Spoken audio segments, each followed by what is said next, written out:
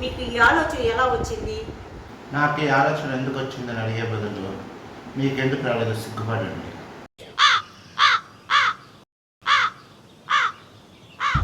సిగ్గుపడుతూనే అడుగుతున్నాను, చెప్పండి. సోమరాజు గారు, రాజుగారు, మీ ఇంట్లో దొంగలు పడితే మీరేం చేస్తారు?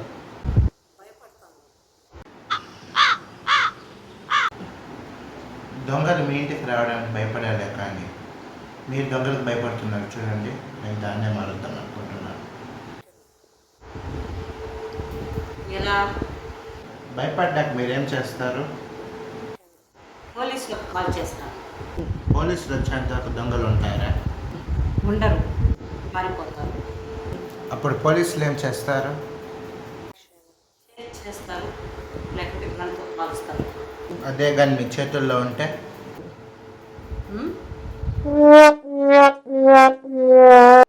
మీకు అర్థమవుతుందా? లేదు. ఎగ్జాక్ట్లీ ఇలాగే నా ఆలోచనలు ఎవరికీ అర్థం కావట్లేదు.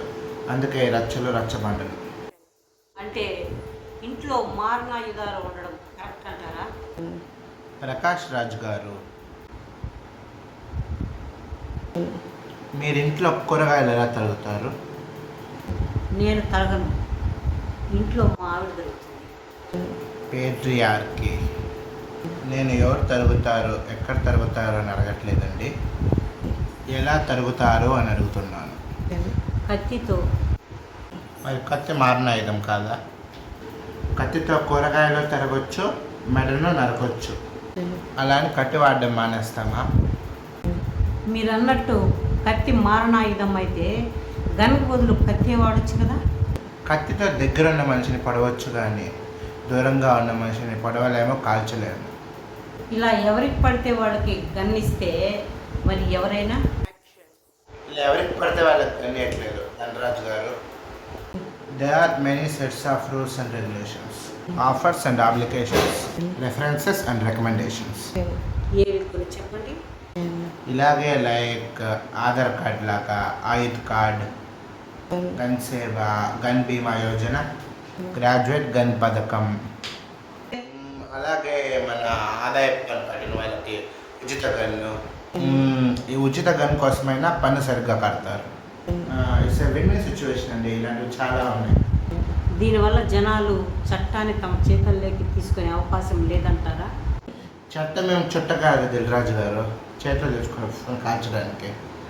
కానీ గన్ చేతిలో ఉంటే ఒకరికొకరు కాల్చుకొని సస్తారుగా. చావరు. అంత ఖచ్చితంగా ఎలా చెప్పగలరు? ఇప్పుడు నా దగ్గర గన్ ఉంది, ఇప్పుడు లేదు, సపోజ్ ఉందనుకోండి. మీ దగ్గర గన్ లేకపోతే కాలుస్తాను, కానీ గన్ ఉంటే కాల్చను, జాగ్రత్త పడతాను, కంగారు పడతాను, అతో జాగ్రత్త పడతాను. Eye for an eye makes the whole world blind, but gun for gun kills none.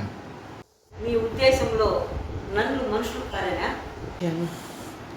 NUN నన్ కాదండి, NON నన్. సరే, ఎంతకీ ఏమంటారు?